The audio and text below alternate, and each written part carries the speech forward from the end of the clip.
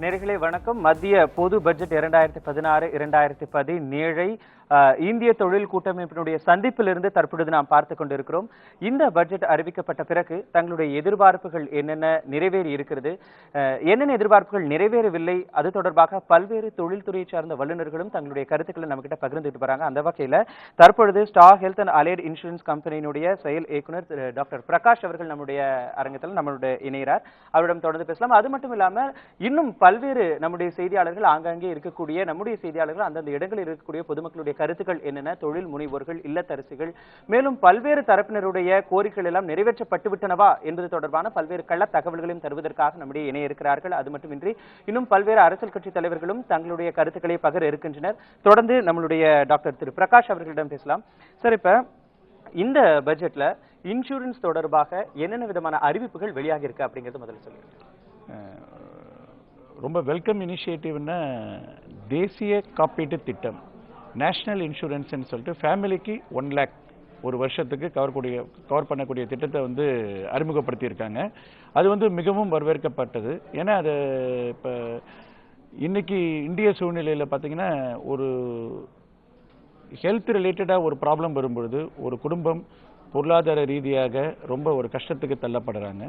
அதுவும் அந்த குடும்பத்தோட பிரெட் வின்னருக்கு ஒரு ஹெல்த் ப்ராப்ளம் வரும்பொழுது அவங்க ரொம்பவும் பாதிக்கப்படுறாங்க. அதனால ஒரு குடும்பத்துக்கு 1 லட்சம் ரூபாய் ஒரு வருஷம் நீங்கள் அவங்க ஹெல்த் ரிலேட்டட் ஈவெண்ட்ஸுக்கு இன்சூரன்ஸ் கவரேஜ் கொடுக்கறதுன்றது ரொம்ப ரொம்ப வரவேற்கத்தக்க ஒரு திட்டம். இந்த இன்சூரன்ஸ் கவரேஜ் ஒரு வருடத்திற்கு 1 லட்சம் ரூபாய் அப்படிங்கும் பொழுது குடும்பத்தில் 4 பேர் இருப்பாங்க. அந்த 4 பேருக்கும் உபயோகப்படுத்தக்கூடிய வகையில் இருக்குமா? அது ஃப்ளோட்டர் பேசிஸில், அது யூஸ்வலாக ஏன்னா கவர்மெண்ட் இப்போ ஒன்றுமே இல்லாமல் இருக்கிறதுக்கு இப்போ ஒரு இன்சூரன்ஸ் கவர் கொண்டு வந்திருக்காங்க.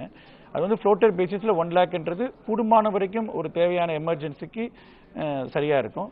காலப்போக்கில் அது கொஞ்சம் கொஞ்சமாக விரிவுபடுத்திட்டே போனால் ரொம்ப நல்லா இருக்கும். ஏற்கனவே பல்வேறு தனியார் இன்சூரன்ஸ் கம்பெனிகள் அவங்களுடைய சேவைகளை செஞ்சுக்கிட்டு இருக்காங்க. கிட்டத்தட்ட இந்த ஒரு வருஷத்துல சேவைத்துறையினுடைய வளர்ச்சி அப்படிங்கிறது அபரிமிதமானதாக இருக்கு. மறுபடியும் இந்த இன்சூரன்ஸ் துறைக்கு அதிக அளவு முக்கியத்துவம் கொடுக்கப்பட்டிருக்கிறதை எப்படி பார்க்கிறீங்க? 70% of the Indian citizens live in villages. கிராமங்களில் தான் 70% இந்திய குடிமக்கள் இருக்காங்க.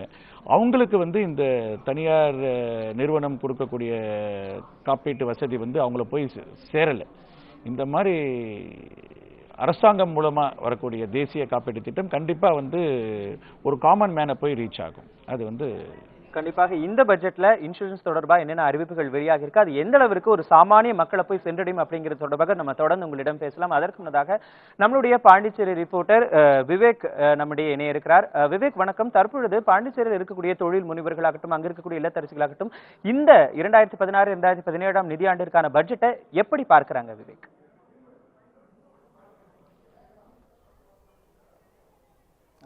வணக்கம் மனோஜ்.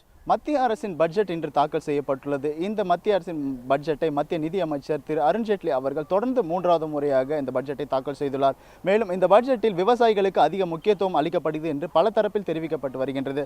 அது மட்டுமன்றி ஒவ்வொரு குடும்பத்திற்கும் மருத்துவ காப்பீடாக 1 லட்சம் ரூபாய் மற்றும் சமையல் எரிவாயு பெண்களுக்கென 2000 கோடி ரூபாய் ஒதுக்கப்பட்டுள்ளதாக பட்ஜெட்டில் அறிவிக்கப்பட்டுள்ளது. மேலும் இது போன்ற பல திட்டங்கள் அறிவிக்கப்பட்டுள்ளது. இது குறித்தும் தற்போது, அதாவது முன்பு அறிவிக்கப்பட்ட ரயில்வே பட்ஜெட்டிலும் தென் தமிழகம் மட்டுமல்ல புதுச்சேரி முற்றிலும் புறக்கணிக்கப்பட்டதாக பல தரப்பினர் தெரிவிக்கப்பட்டனர். இந்த நிலையில் தற்போது நம்முடைய புதுச்சேரி வணிகர் கூட்டமைப்பு சங்க தலைவர் திரு சிவசங்கரன் அவர் நம்மிடையே இருக்கிறார். அவர்களிடம் இந்த பட்ஜெட் குறித்து அவரிடம் கேட்போம். ஐயா வணக்கம். இன்றைக்கு அருண்ஜேட்லி அவர்கள் மத்திய பட்ஜெட் தாக்கல் செய்யப்பட்டிருக்காங்க. நீங்க என்னென்ன எதிர்பார்த்தீங்க? இந்த வர்த்தகம் சம்பந்தமா என்ன மாதிரி அறிவிப்புகள் வெளியானது அப்படின்னு நீங்க நினைக்கிறீங்க?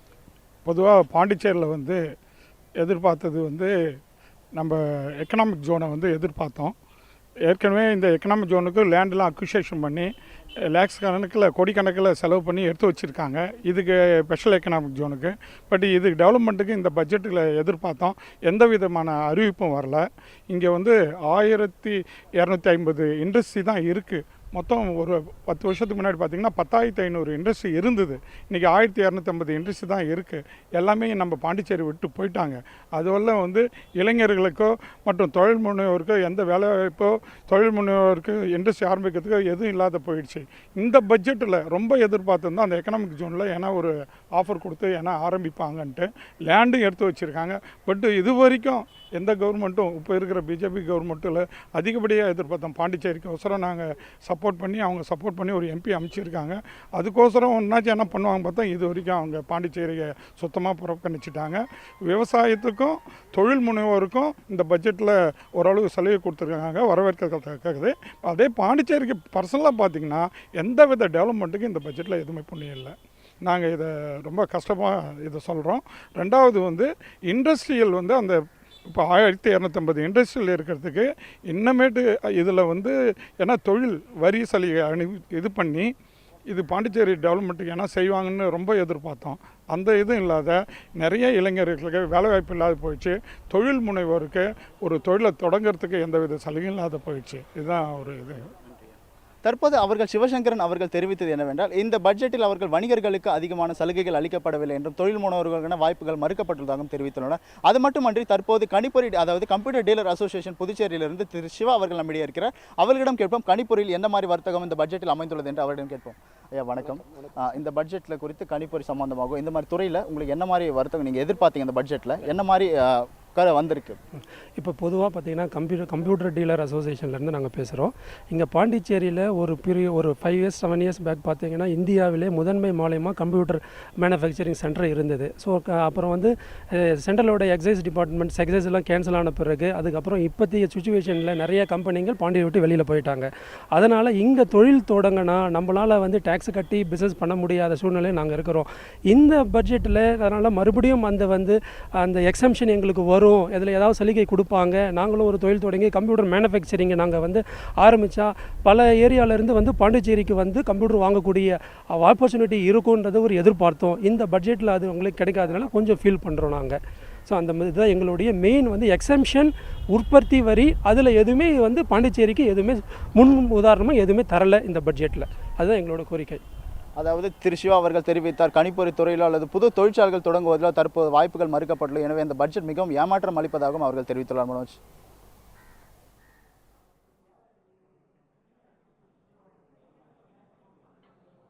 நிச்சயமாக விவேக், புதுச்சேரியிலிருந்து அங்கு இருக்கக்கூடிய மக்களுடைய கோரிக்கைகள் எந்த அளவுக்கு நிராகரிக்கப்பட்டிருக்கின்றன, அவர்களுடைய என்னென்ன எதிர்பார்ப்புகள் இந்த பட்ஜெட்டில் இடம்பெறவில்லை என்பது குறித்து விரிவான தகவல்களை கள தகவல்கள் கொடுத்தீங்க. உங்களுடைய தகவல்களுக்கு நன்றி விவேக். தொடர்ந்து டாக்டர் பிரகாஷிடம் இன்சூரன்ஸ் தொடர்பான பல்வேறு விஷயங்களை நாம் பேசலாம்.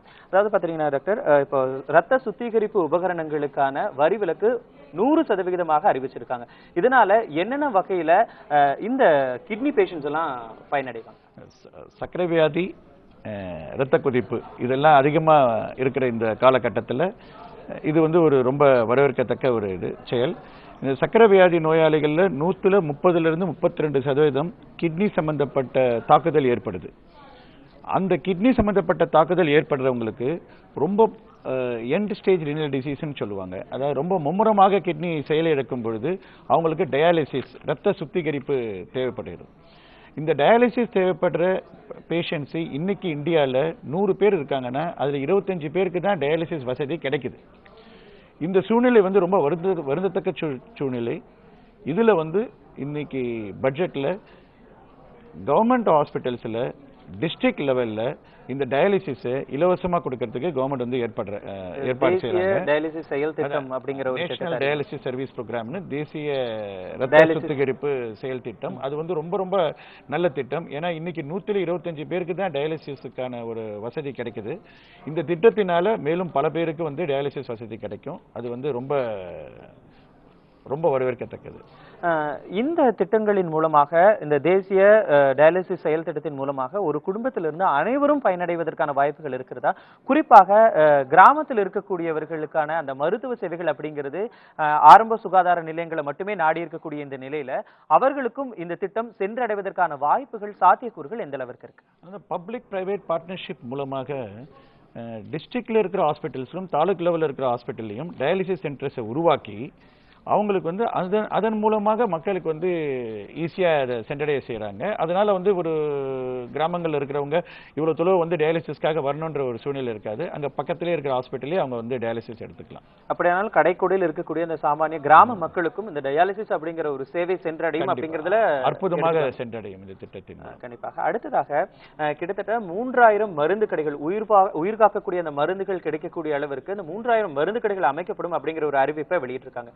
அது எந்த அளவிற்கு சாத்தியப்படும், எந்த ஒரு குறுகிய காலத்துல அதை செயல்படுத்த முடியும்? இல்லை, ஒரு மருத்துவ செலவுன்னு பார்க்கும்பொழுது அதில் பெரிய பங்கு மருந்துகளோட காஸ்ட் தான். அந்த மருந்துகளோட காஸ்ட் இன்னைக்கு இந்தியாவில் வந்து ஒரே மருந்து 5 ரூபாய்க்கும் கிடைக்குது, 50 ரூபாய்க்கும் கிடைக்குது. அது வந்து ஏன்னா ஒரு சிலது வந்து இம்போர்ட்டட் ட்ரக்ஸ்ன்றாங்க, ஒரு சிலர் இந்தியாவிலே ஜெனரிக் ட்ரக்ஸ்ன்றாங்க. இப்போ கவர்மெண்ட் வந்து இந்த ஜெனரிக் ட்ரக்ஸ் 3000 ட்ரக்ஸ், அந்த ரத்தம், அந்த உயிர் காக்கக்கூடிய நோய்களுக்கான மருந்துகள், ஒரு 3000 மருந்துகளை கொண்டு வந்து இதை வந்து ஜெனரிக் ட்ரக்ஸ்ன்னு சொல்லிட்டு கொண்டு வரலான்னு சொல்கிறாங்க. இங்கேயே அதை உற்பத்தி செய்து சரியான விலைக்கு கொடுக்கும்போது கண்டிப்பாக இது வந்து ரொம்ப ரொம்ப ஒரு சாமர்த்தியமான ஒரு மிடில் கிளாஸ் பீப்புளுக்கு அந்த அசஸ் ஈஸியாக கிடைக்கும். அவங்க வந்து அந்த மருந்துகளை வாங்கிக்கலாம். ஏன்னா இன்னைக்கு வந்து diabetes, hypertension, heart disease இப்படின்னு இருக்கிற ஒரு சூழ்நிலையில் ஒரு மிடில் கிளாஸ் ஃபேமிலியில் அந்த ஒரு தகப்பனுக்கோ அந்த தாய்க்கோ அந்த நோய் இருக்கும் பொழுது அவங்க வந்து ஒரு மாதத்துக்கு 3000 ரூபாயிலேருந்து 5000 ரூபா வரைக்கும் செலவு பண்ணக்கூடிய ஒரு சூழ்நிலை இருக்குது. அது வந்து எல்லாராலையும் முடியாது. ஸோ ஜெனரிக் ட்ரக்ஸ்ன்னு ஒன்று வரும்பொழுது கண்டிப்பாக இந்த செலவு வந்து பாதிக்கும் கம்மியாக குறையும். அப்போ வந்து டயபெட்டிஸ், ஹைப்பர் டென்ஷனில் கஷ்டப்படுறவங்க ஓரளவுக்கு ஒரு கம்மியான விலைக்கு மருந்து கிடைக்கும் பொழுது அவங்க அந்த நோயை கண்டிப்பாக கண்ட்ரோல் பண்ணிக்குவாங்க. இந்த கடைகள் மூலமா மானிய விலையில மருந்துகள் கிடைக்காத வாய்ப்புகள் இருக்கு. மானிய விலையில மருந்துகள் கிடைக்கும் பொழுது அந்த மருந்துகளை வாங்கி அவங்க வந்து தவறாம மாசம் மாசம் சாப்பிட்டுக்குவாங்க. அப்படி சாப்பிடும் பொழுது அந்த நோயினால் ஏற்படக்கூடிய செகண்டரி காம்ப்ளிகேஷன்ஸ், இப்போ டயபெட்டிஸ் ரொம்ப நாள் கவனிக்காம விட்டா அதனால ஹார்ட் பாதிக்குது, கண்ணு பாதிக்குது, கிட்னி பாதிக்குது, மூளை பாதிக்குது. இந்த பாதிப்புகள் எல்லாம் குறையும். இந்த ஹார்ட்டுக்காக நம்ம செலவு பண்ணக்கூடிய செலவெல்லாம் குறையும். இந்த டயபெட்டிஸ், ரத்த கொதிப்பு, சக்கரை வியாதி நோய் இருக்கிறவங்க கிட்டத்தட்ட ஒரு சில வாரங்களுக்கு முன்னதாக மத்திய அரசு ஒரு அறிவிப்பை வெளியிட்டாங்க. அதாவது வெளிநாடுகளில் இருந்து இந்தியாவிற்கு இறக்குமதி செய்யக்கூடிய அந்த உயிர் காக்கக்கூடிய பெரிய பெரிய நோய்கள், கேன்சர் உள்ளிட்ட பல்வேறு நோய்களுக்கான அந்த மருந்துகளினுடைய வரியை வந்து அதிகப்படுத்தி இருந்தாங்க. ஸோ இந்த மருந்து கடைகளின் மூலமாக அந்த மாதிரி இறக்குமதி செய்யக்கூடிய மருந்துகள் குறைவான விலையில கிடைப்பதற்கான வாய்ப்புகள் இருக்கு. கண்டிப்பாக அதனால குறைவான மலிவான விலையில மருந்துகள் கிடைக்கும். மலிவான விலையில மருந்துகள் கிடைக்கிறதால கண்டிப்பா வந்து ஒரு சராசரி மனுஷனுக்கு, சராசரி குடும்பங்களுக்கு ரொம்ப ரொம்ப இது உபயோகம். கண்டிப்பாக இந்த பட்ஜெட் ஒரு சாமானிய மக்களுக்கு எப்படி இன்சூரன்ஸ் துறையில் சென்றடையும் என்பது தொடர்பாக கூட்ட அரங்கத்திலிருந்து ஒரு பல நிகழ்ச்சிகள் மத்தியில் எங்களிடம் வந்து உங்களுடைய கருத்துக்களை பகிர்ந்துக்கிட்டீங்க. உங்களுடைய கருத்துக்களுக்கு மிக்க நன்றி டாக்டர் பிரகாஷ் அவர்கள். நேர்களே, ஒரு சிறிய இடைவேளைக்கு பிறகு மீண்டும் தொடர்ந்து பல்வேறு தொழில் வல்லுநர்களின் கருத்துக்களை கேட்கலாம்.